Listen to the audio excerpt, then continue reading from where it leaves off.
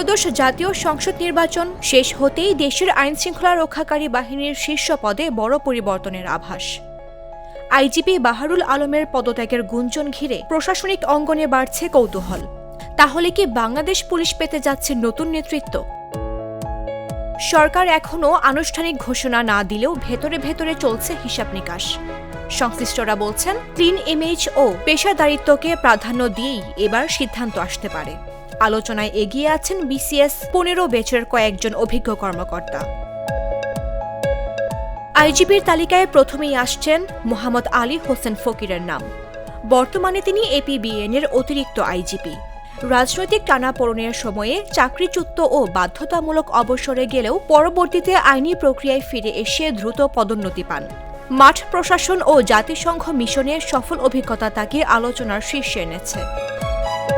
এরপরে আনসার উদ্দিন খান পাঠান। অবসরপ্রাপ্ত হলেও আন্তর্জাতিক অপরাধ ট্রাইব্যুনালের তদন্ত সংস্থার সমন্বয়ক হিসেবে দায়িত্বে আছেন। সততা, পেশাদারিত্ব ও শিক্ষক হিসেবে জনপ্রিয়তা তাকে বিশেষভাবে আলোচিত করেছে।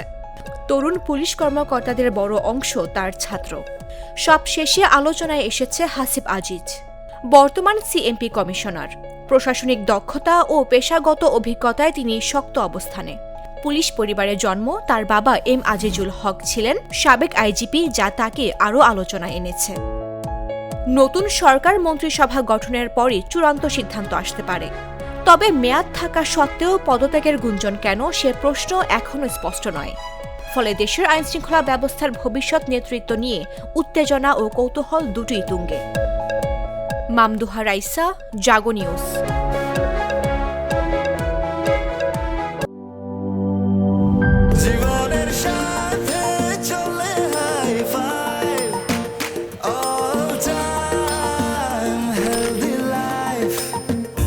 নিশ্চিন্তে খান, স্বাস্থ্যকর অল টাইম পান।